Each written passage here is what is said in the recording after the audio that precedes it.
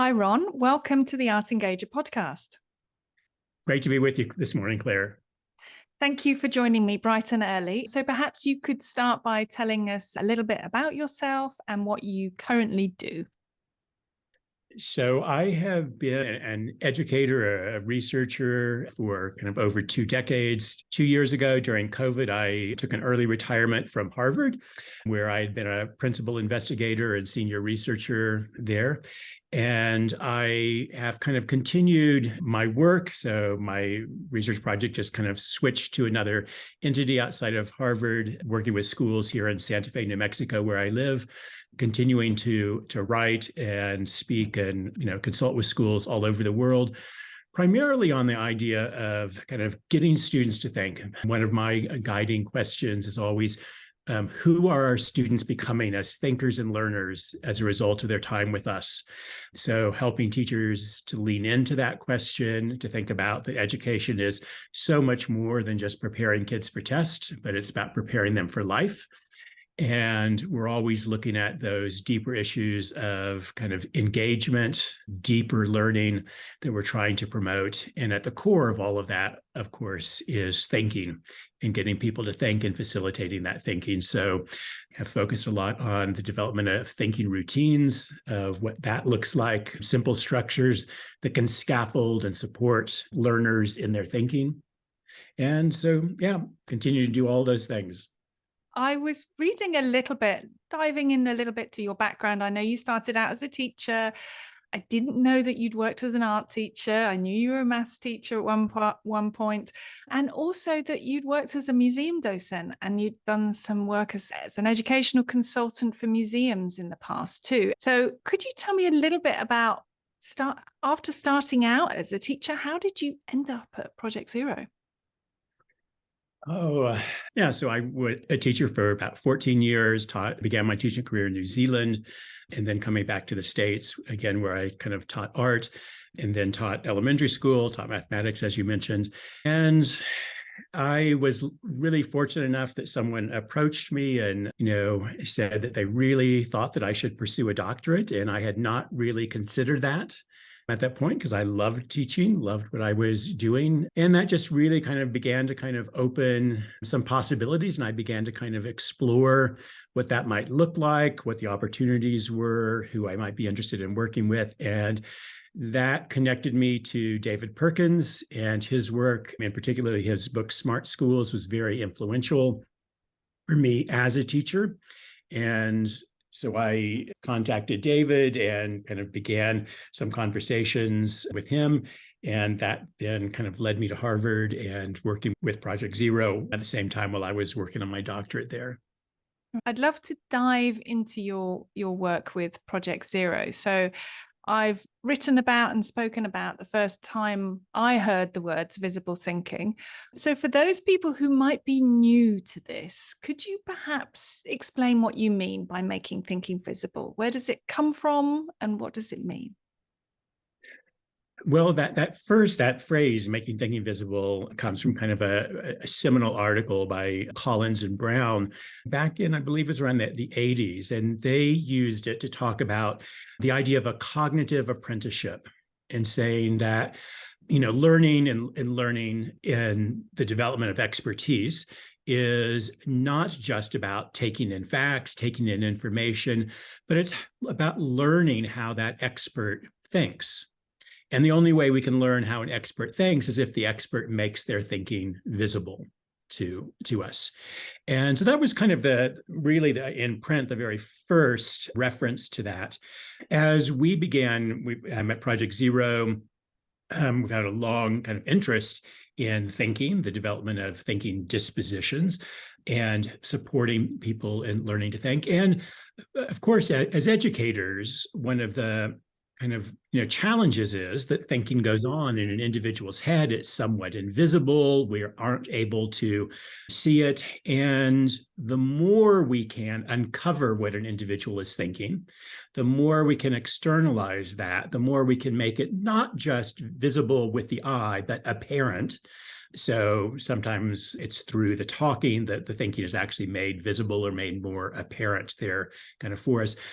the more we have that window in, the kind of better leg up we have as educators to help those learners kind of move forward. So it gives us such incredibly useful information. So when we use that phrase, making thinking visible, it's any technique. So it could be through the use of thinking routines, which have been kind of a mainstay of what we've done, could be through the questioning that we're doing, could be through documentation. So any of those kind of techniques are ways to kind of externalize the thinking process to give us that important window in.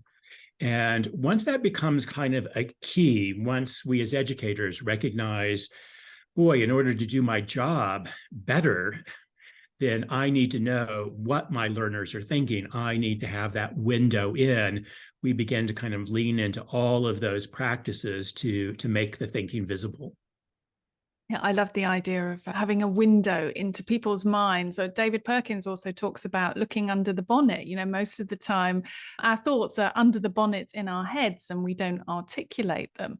You also mentioned something that I'd like to clear up as well. Something that happens quite often is that visible is often confused with visual. So could you perhaps just explain to us what visible, when you say visible, what do you mean exactly? So we would kind of say that word visible, we would use it as a synonym for being more apparent. So it's, or you could just simply contrast it with no longer invisible. So we want to make sure that the thinking is no longer invisible, that it is more apparent to us. And of course, visual thinking would be very particular about the way that we are looking, the way that our eyes are able to take in information, the way we're able to kind of train our eyes, looking at visual stimuli as well. So that broader kind of picture of just being apparent, no longer visible is what we're talking about. Yeah, that it's not just concerned with perception, basically. Yes. Yeah. So if we look at the museum environment, this is where most of the listeners listening to this podcast will be working. What are some of the ways we can make our thinking visible there? Well, one of the oldest ways in which educators have always helped to kind of get that window in to other people's thinking is by asking questions. And so, and these aren't just fact-based questions, who painted this, what's the technique? But, what strikes you? What are you noticing? How are you interpreting that? So questions that ask people to think, ask people to respond to that, simply following up with responses that people make with a simple question, what makes you say that? So that we get that layer behind the initial response. I mean, that's kind of an incredibly kind of powerful question. And I often say, just by way of kind of explaining what thinking routines are, the what makes you say that is kind of the epitome of a thinking routine. Because once you begin asking what makes you say that in any setting, so in the museum setting, in a classroom setting, but with a group of people over time, and it doesn't have to be a lot of time, very quickly it becomes an expectation. Very quickly the learners know, oh, she's going to follow up with a what makes you say that, and they begin to respond automatically. So that question becomes a routine. It becomes an expectation. Oh, this is what's going to happen. This is how we're going to unfold. And that's what we want for a routine. It just becomes part of the fabric of the learning that is happening kind of in that situation. So questioning is a really, kind of key way. The idea of thinking routines are, and thinking routines actually came from the study that I did years ago for my doctorate, studying classrooms where teachers were really adept at getting students to think and understanding, well, what is it that these teachers do? And they never once taught a thinking skills lesson. Instead, what they did, what I noticed, was they had routines, they had structures that helped to scaffold and support their students in thinking. And they used these regularly so that students got kind of really good in operating kind of within these structures. So we took this idea from best practice and really developed a lot of other kind of thinking routines. And our goal of doing that is that these always had to be very simple structures. They had to be kind of guiding things that you could carry around in your head. You didn't need, a whole bunch of things kind of written down for you. And generally each, there's, maybe 2 or 3 steps. A few times there might be more than that, but most of the times it's kind of 2 or 3 kind of simple prompts that kind of take people in. So a good example of that I know museum educators probably everywhere use, whether they use it formally or informally, is the See, Think, Wonder routine of asking people, well, what are you seeing? What do you notice? And the idea of when we, approach a painting or a work of art, we're always going to be thinking about what strikes us. What do we notice? And the idea that we want to move beyond the superficial. Of course, our eyes are going to be, noticing kind of major features first, but as we look longer, we notice more. So I always say that, see, think, wonder, although you've got those three kind of words and actions, see, think, and wonder there, it's really a set of questions. What do you see? And what more do you see? And what else can you see? And when you recognize that it's a set of questions, you also recognize it's a conversation. And so it's an ongoing conversation in which people kind of build on one another's ideas. And we engage in that seeing and that noticing part because that sets up then better interpretation. So that's the think part. So what do you think's going on? What do you think that might mean? And what else might that be?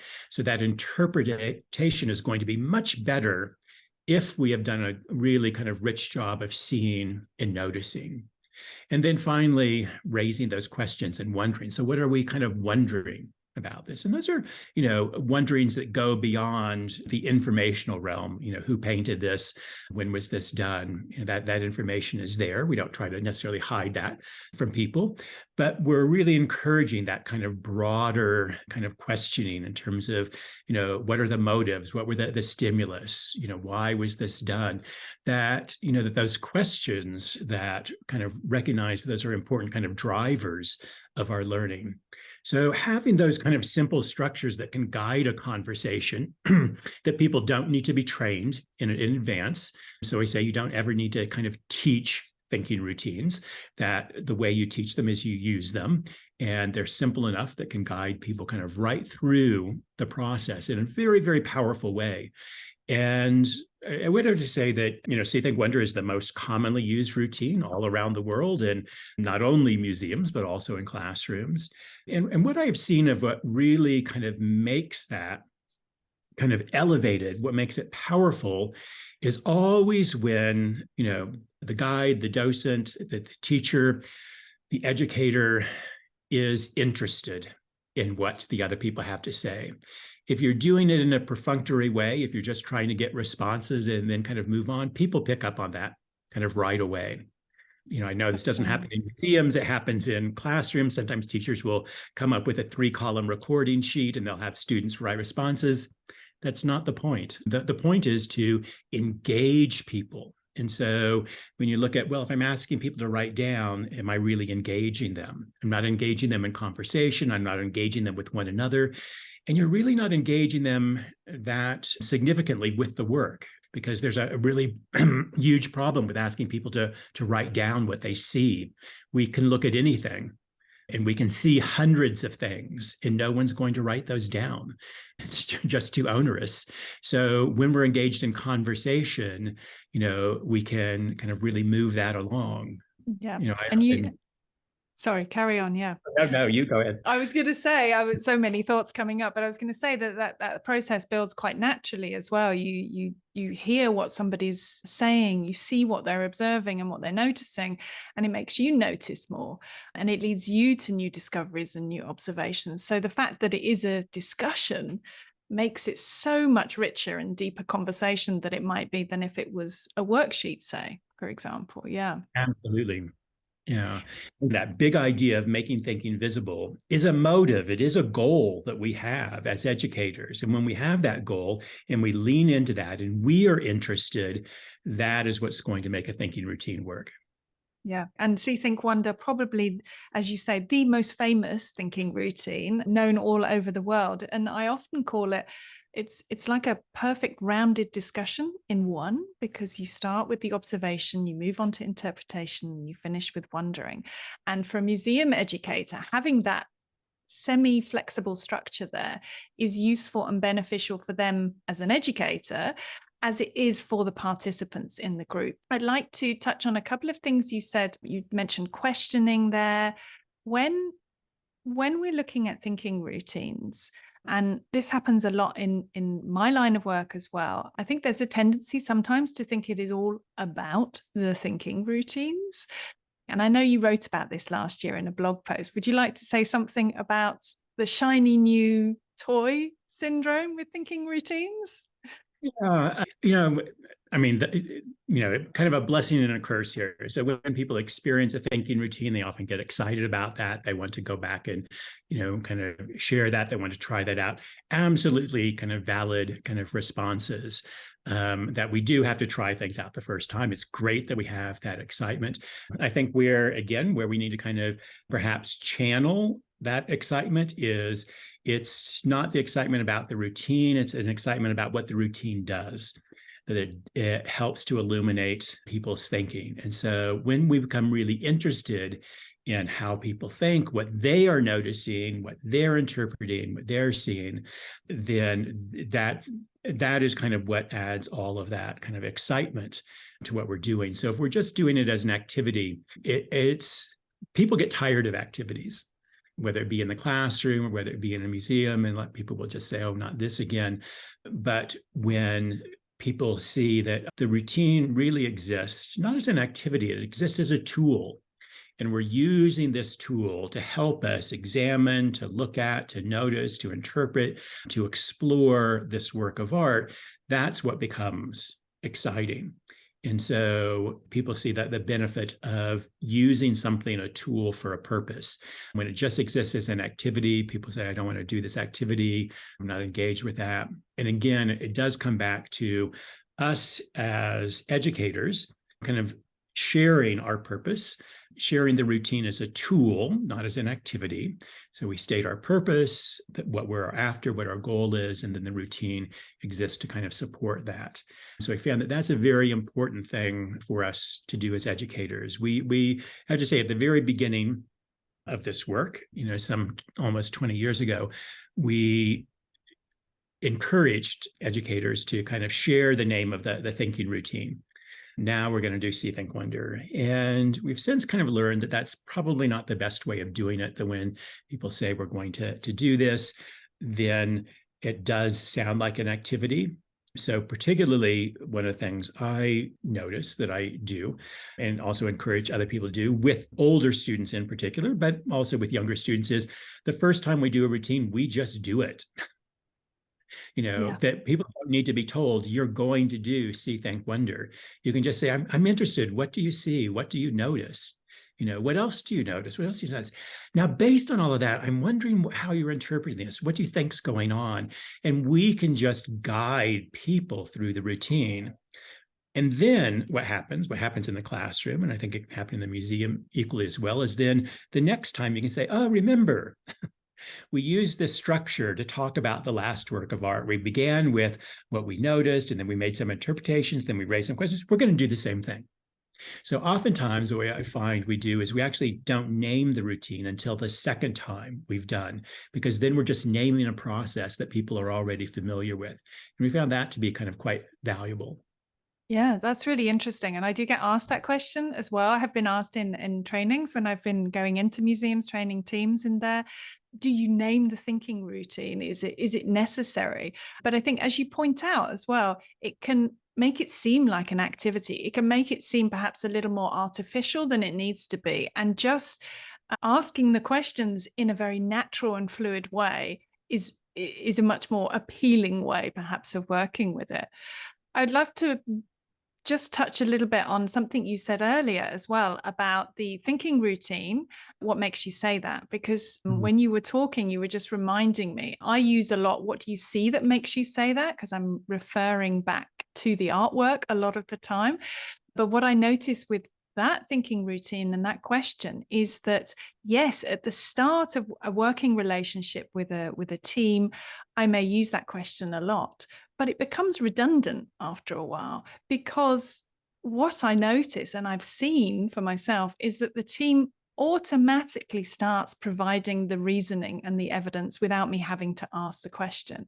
So is that what you're saying, is evidence of a thinking routine working, in inverted commas, because it's not needed anymore?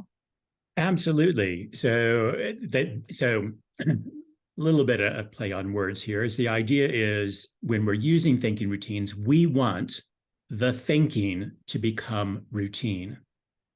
So in asking the question, what makes you say that? What do you see that makes you say that? What we're doing is, we're saying the thinking that's involved here is providing evidence and explanation. That's what's going to happen when you ask that question. And so when people automatically begin to offer that, we know that thinking has become routine, even though you no longer have to kind of prompt it with the question. And that's what we're after. So when we're using, say, another routine, connect, extend, challenge, we're looking at something in. So how does this work of art connect to what we saw in the last gallery? How do you think it kind of extends or adds something new as we think about the idea of portraiture and how artists approach portraiture? And what might be kind of, the challenges of thinking about kind of this new work of art, wrapping our heads around that. So, we're wanting people to get used to, I need to be thinking about connections and not just going through a museum looking at, what's famous in this room, what's famous in this room, what's famous in this room, but we're actually going to be looking at it through how these works of art connect. And very quickly, then you move into the third gallery, and they know, it's not just something new, but it's something we're connecting on to this theme, perhaps we're looking at in terms of portraiture. And we're looking at that, and I'm thinking about, this is a totally different way of approaching, portraiture and what that kind of might mean. And I'm making that connections, and I'm finding the things that are new there, and I'm raising kind of questions about the meaning of portraiture. And so we want that thinking again to become routine. Yeah. And one of the things I was thinking about then as well is how making thinking visible can really change the role of, in the classroom, the teacher and the student, but in the museum specifically, between the museum guide, the museum teacher, and the visitors, their participants. Whereas in the past, if we're looking at a traditional model of delivering guided tours, it was very much a kind of walk and talk transmission of information with the audience passively listening. So how did the roles change when you embrace this goal of making thinking visible? In the last book that I wrote with my colleague Mark Church on the power of making thinking visible, one of the things we identified as one of the powers, as you mentioned, is that the changing roles of the educator, the leader there, and the learners. And it is changing roles in terms of, you could say that in that museum setting, as you identified, that people often come in, and people come in with expectations. So people come in with a schema of what does it mean to visit a museum? What does it mean to go on a museum tour? And their kind of schema might be that, I'm going to stand around passively. I'm going to listen to information. I'm going to tune in when I'm interested, and not when I'm no longer interested. And that's kind of their role that they see themselves in. And so by using thinking routines, we are upending that role, that no longer is it the passive recipient receiving information, no longer is the museum educator the deliverer of that information, but the role now becomes a much more active role for the visitor. So we're wanting them to really interact with art. We're wanting them to have a conversation about art. We're wanting them to explore the artworks that we're going to kind of look at in that space. And so really beginning to put them so moving outside of that role of being the passive listener to the active participant there. And that doesn't necessarily mean that, people will often hear that and, that means I'm not supposed to give any information, or I'm not to do that. And that's not true. There's certainly a role for information. I think what it means is, and what it often looks like is, it just changes where and when that information might come. So rather than thinking that we walk up to this work of art and immediately start talking and delivering all of the information, kind of about this, that information comes later, that information comes. And when we've engaged people with any piece of content, when they've begun to think about it, what we've done is, we've kind of primed the brain to be kind of more plastic there. And the information becomes stickier. And that information now is able to be received in a much more meaningful way. So that's another part of that kind of changing role. Absolutely. And thinking about guides or educators, thinking about the information that they have, the knowledge that they have in their heads, and sometimes this is very extensive, but thinking very selectively and consciously about when and where you might share that information, and also noticing what effect that might have on the group, whether they're able to use it to further their inquiry or whether it shuts down the discussion. So yeah, I think information plays a very active role as well in this process. I'd love to move on to talking about your article, which left a big impression on me, which was called Cultivating a Culture of Thinking in the Museum. It was published in the Journal of Museum Education, I think 12 years ago, maybe a bit longer, but it had a big impression on me. You're talking about the idea of translating a culture of thinking into the museum environment. So how might we cultivate this culture of thinking? Could you explain what one is? And how do the 8 cultural forces perhaps help us to understand how groups work and they might work in the museum space? Yeah. So first of all, what I would say around a culture of thinking is that, we have all been parts of a culture of thinking. And I often ask people to kind of, think of a time when you were in a group in which you felt like, your thinking was valued. And then there were efforts made by the group, by the leader, to make that thinking more visible, more apparent, to pull that out of you. And at the same time, your thinking was actually actively promoted. So it was encouraged, and you felt like you came out of that with deeper understanding, deeper learning, and actually, some improvement in terms of your skills around thinking. And then think about that, that wasn't just about you, but it was about the entire group that you were with. So you felt like, we were a part of this learning. And, we've all been part of that. So that's what we're talking about when we're talking about a culture of thinking. There are places, not necessarily classrooms or schools, but just places in which the groups as well as the individual thinking, that it's valued, that it's visible, and it's actively promoted as part of the regular, really day-to-day experience of all group members. So when we've kind of got that kind of understanding, that's what a culture of thinking is. And, that can happen equally well in a museum as it can in a classroom. It can happen in any other places. So again, that early research I did studying teachers who were very adept at getting students to think, developing their habits of mind, developing their thinking disposition. And that really kind of led me in my analysis of what these teachers did, understanding and identifying these 8 kind of cultural forces. And I use that word forces because just like the force of gravity, we don't wake up in the morning and decide, do I want gravity today or not? These forces are already there. So that's the nice thing for leaders anywhere, kind of recognize, this isn't about inserting something new. It's about recognizing what is there. And then the big question is, how do I leverage them? So for instance, one of those, cultural forces is the idea of interactions. Well, there are going to be interactions in every, setting that we have. And so thinking about, okay, well, what kind of interactions do I want? How do I move those interactions in a way that are going to support learning? Another one is the physical environment. And so everybody has a physical environment. Even when we're online, we have a physical environment. How do we, kind of set that up? How do we use the tools of this particular platform versus that platform? We're on, on Zoom this morning. Like, this is a platform. I really don't like Google Meets. There are other, and so you're making a decision about how does this, platform, what does it facilitate? What does it allow? And so thinking about the space, of course, you would be, probably at one museum, one kind of institution, and you've got that. But thinking about, what is it about this space? How can I kind of leverage this space? And another cultural force would be language. And so thinking about our use of language. Again, everyone uses language.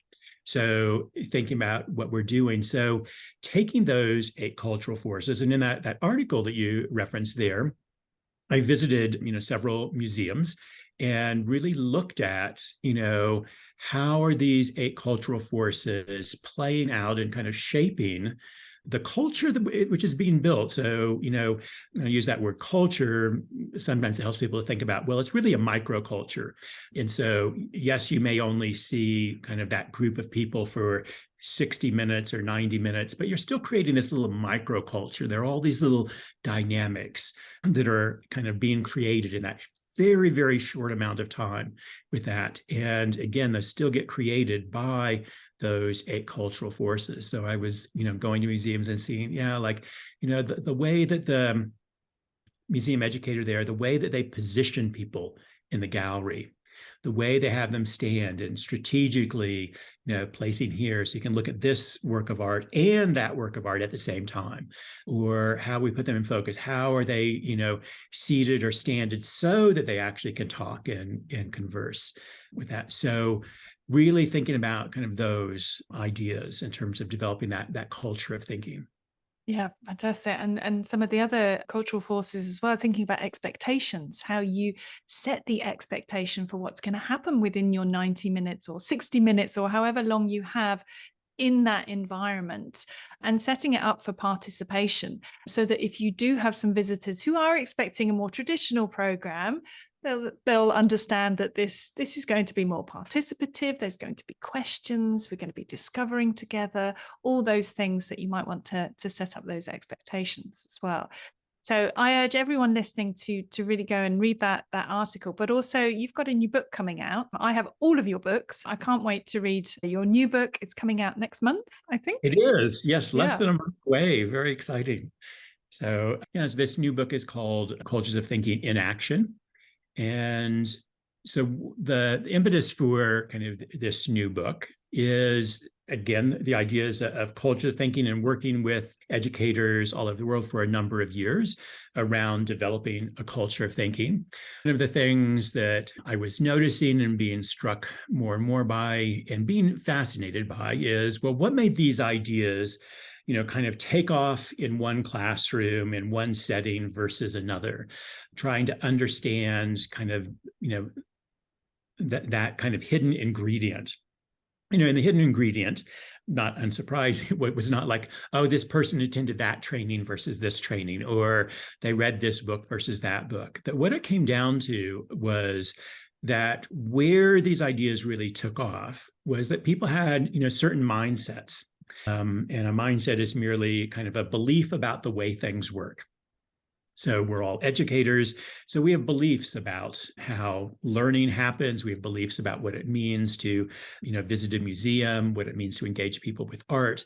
So beliefs about that when people had these kind of mindsets and identified kind of 10 key mindsets there, that was really kind of the hidden ingredient that moved things before. And I had never kind of like hidden these. These weren't like something that I was never aware of. When I kind of go back, to my earlier work, I can see that I've written about these, that I've mentioned them. I've often talked about them in terms of these are messages which we are sending our learners about learning, about how things work. And again, the idea of sending messages is really kind of key to the idea of culture there. But I then began to kind of really elaborate these, did uncover a couple of more that I thought were really incredibly important and foundational there. And so what this book really articulates is that having these mindsets is what puts the culture of thinking in action. It's what will motivate that and really helping people to understand. So I looked at the research basis for each of these 10 mindsets, and then explored how we can collect data, how we can reflect ourselves as educators on these mindsets about what we're doing, and then finally giving people some actions that they can take, again, to kind of move forward with that. But really kind of beginning with identifying those kind of key mindsets. Yeah, and you talk in the introduction about, I'll paraphrase you, but you talk about that true transformation resides not in the what or the how of teaching, but in the why.